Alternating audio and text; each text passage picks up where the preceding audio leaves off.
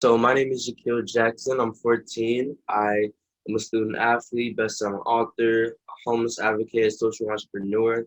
I'm also I do tap dance, I break dance, I act model, and I also play basketball. So I do a lot of things, but I also have my own organization called Project I Am, where I build awareness of homelessness and I provide blessing bags for those in need.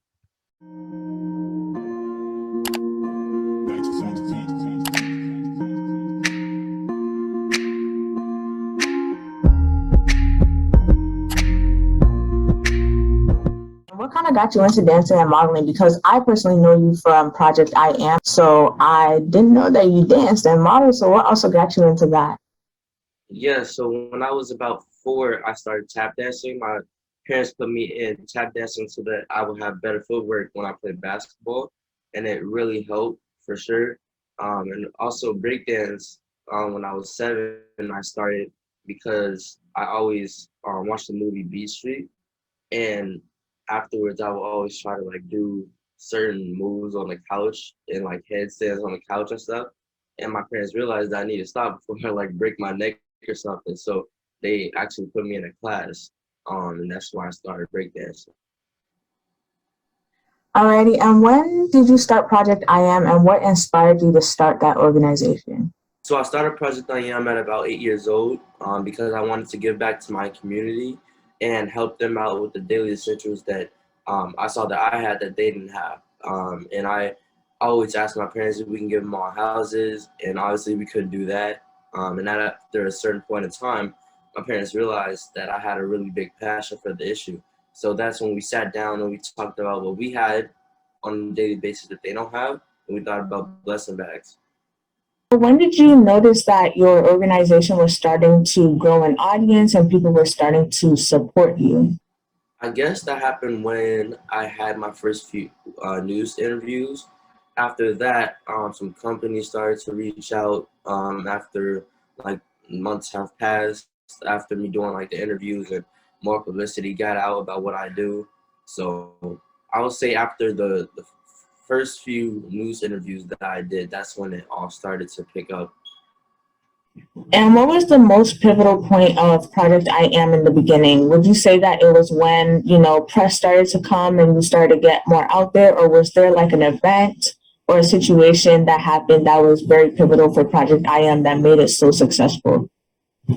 Like I said, those news interviews really helped me because before the news interviews, it wasn't really a lot of publicity around what I do. And after that, like more and more news stations started to pick it up. And that's when like companies started to reach out. So I would say a really pivotal moment was the news interviews. Also, another good one would be COVID.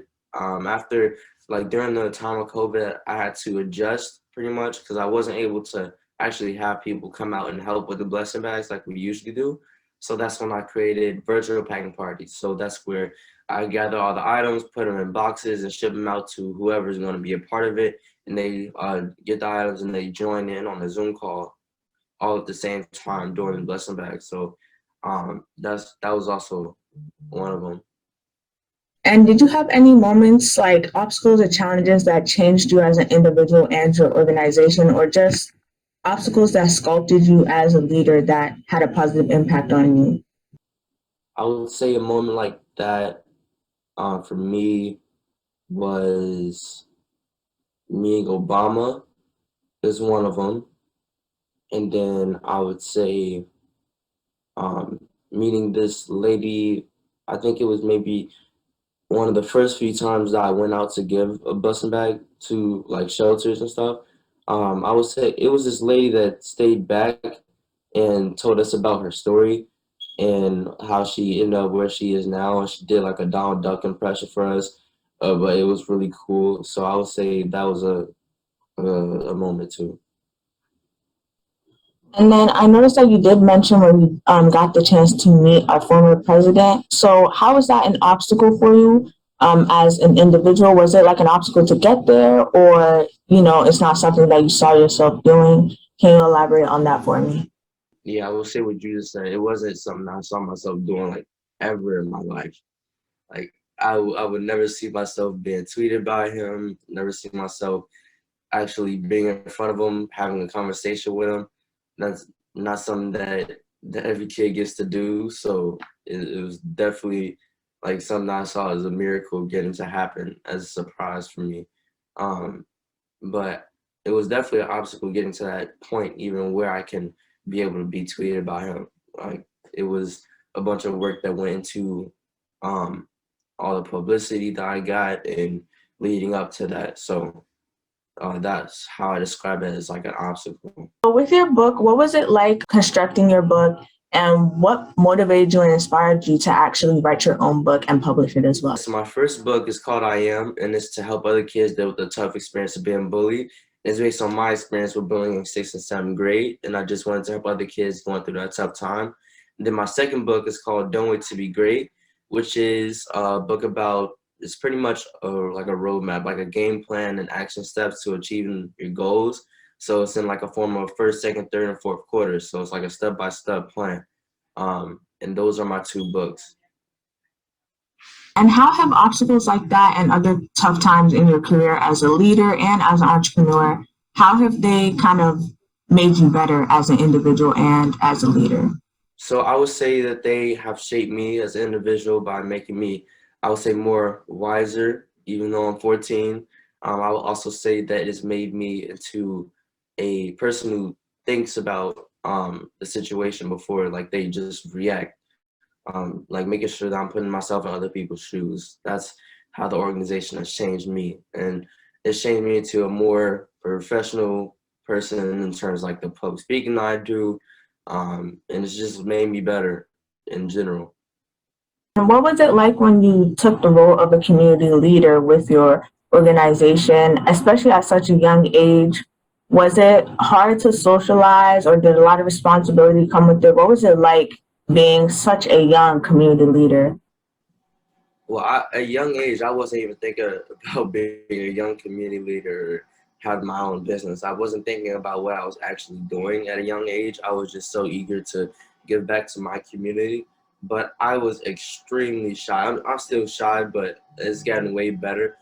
But I used to be like the most shyest person in the world. Like I used to walk behind my mom's leg all the time, like not leave her side when I go to events, and they used to force me to go like talk to people, and I didn't like it at all because I was super shy about talking to people. So um, I got better with it, but yeah, I was super shy about it. But starting the organization, I was just excited to give back to my community. Amid those tough times, were there ever points where you felt like giving up, or you were like, you know what, we've had a good run, let me just throw in the towel? And if you ever did feel like that, how did you combat that and stay on track? Yeah, so I did have tough times where I was just like thinking about what I was doing and how it's actually helping them and like what is it really doing for them. But I never got to the point where I wanted to stop the organization, but I did get to a point where I was like down on myself because I didn't really understand what the blessing bags were doing at that point. But my parents helped me realize that it's giving them hope and it's giving them something to, um, like it's giving them hope to hopefully like get back on their feet pretty much. So, um, but with that came a solution of tiny homes, something that I really have been wanting to do for the past 3 years. So hopefully we can get that started.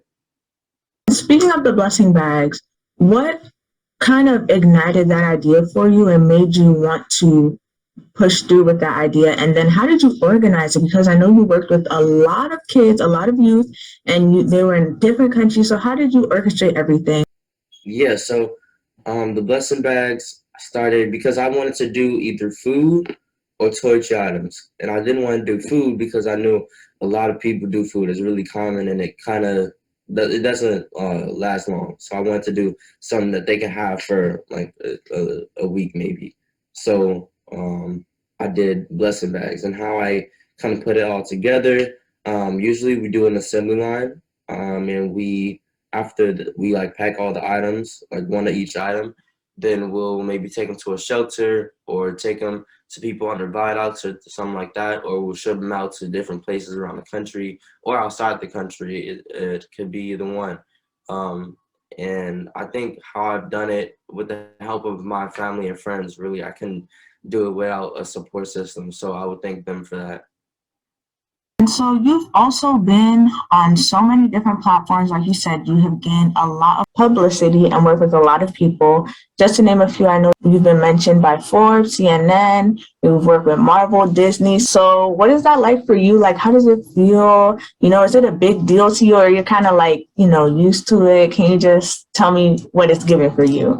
Um, I would say it's a big deal, definitely, like being able to work with them, but I always remember that like what I'm doing and like the reason I'm doing it for is not for the like publicity, is for to get the word out about what I'm doing, to get the word out about Project I Am and the blessing bags that I'm giving out. That's the important part. But it definitely is cool to know that you're working with these different brands like Marvel and Nike has always been my favorite brand. So being able to work with them was probably one of my favorites, and Marvel too. Like you would never think that you would be in the same category as like the superheroes that you grow up watching. So that was really cool.